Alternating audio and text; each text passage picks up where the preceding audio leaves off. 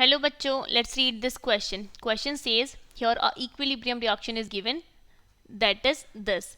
In above reaction, low pressure and high temperature conditions are shift equilibrium in back direction, so correct set. Here options are A plus B is greater than C plus D and del H is greater than 0.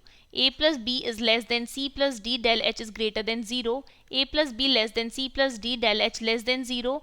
A plus B greater than C plus D, del H less than 0. तो यहाँ पर हमें क्या calculate करना है, हमें दिया हुआ है कि बैकवर्ड डायरेक्शन में रिएक्शन शिफ्ट हो रही है, तो नंबर ऑफ मोल्स का हमें देखना है इक्विलिब्रियम पर. So we can write here the key concept क्या होगा, फैक्टर्स अफेक्टिंग इक्विलिब्रियम कांस्टेंट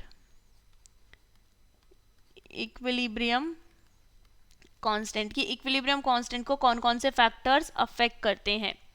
तो यहाँ पर ये जो डेल एच नेगेटिव और पॉजिटिव दिया हुआ है, दैट मीन्स ग्रेटर देन 0 और लेस देन 0. तो अगर डेल एच ग्रेटर देन 0 है, देखिए डेल एच ग्रेटर देन 0 है, इसका मतलब है डेल एच की वैल्यू क्या है, पॉजिटिव, और ये होती है हमारी एंडोथर्मिक रिएक्शन. और डेल एच की वैल्यू अगर लेस देन 0 है, इसका मतलब कि नेगेटिव है, तो ये होती है हमारी एक्सोथर्मिक रिएक्शन. तो ये दोनों इंपॉर्टेंट चीज़ें देखने के लिए. अब देखना है कि अब हमारी रिएक्शन बैकवर्ड डायरेक्शन में कब कब जाती है. तो यहाँ पर टेम्परेचर तो हाई दिया हुआ और लो प्रेशर दिया हुआ है, तो इसका मतलब है प्रेशर हम डिक्रीज कर रहे हैं. तो हम लिखेंगे व्हेन प्रेशर इज डिक्रीज्ड, जब हम प्रेशर को डिक्रीज करते हैं, when pressure is decreased the equilibrium will shift in direction. जो इक्विलिब्रियम है वो किस डायरेक्शन में शिफ्ट हो जाता है, जहां पर नंबर ऑफ मोल्स ज्यादा होते हैं. तो the equilibrium will shift in direction in which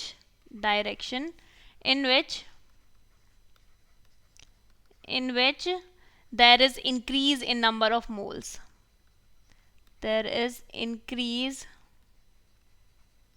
in number of moles जहाँ पर ज़्यादा होंगे. तो इसकी वजह से हम कह सकते हैं कि pressure will increase and nullify decrease in the pressure. अब हम बात करते हैं टेम्परेचर की. तो जब टेम्परेचर, अगर हम एक्सोथर्मिक रिएक्शन की बात करते हैं, तो एक्सोथर्मिक रिएक्शन में कोई भी एक्सोथर्मिक रिएक्शन होगी, तो इसमें अगर हम टेम्परेचर को इंक्रीज करेंगे, यार अगर हम टेम्परेचर इंक्रीज कर रहे हैं, this means increase. When temperature increases तो रिएक्शन बैकवर्ड डायरेक्शन में प्रोसीड होती है. बैकवर्ड डायरेक्शन में रिएक्शन प्रोसीड होगी. Proceed the reaction, here it is proceed the reaction.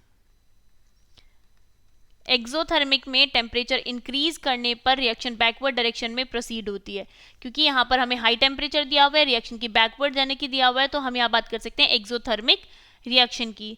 तो जो ये दोनों फैक्टर्स हैं वो डिक्रीज करेंगे द वैल्यू ऑफ QC को, तो हम कह सकते हैं कि रिएक्शन लेफ्ट डायरेक्शन में या फिर लेफ्ट साइड शिफ्ट हो जाएगी.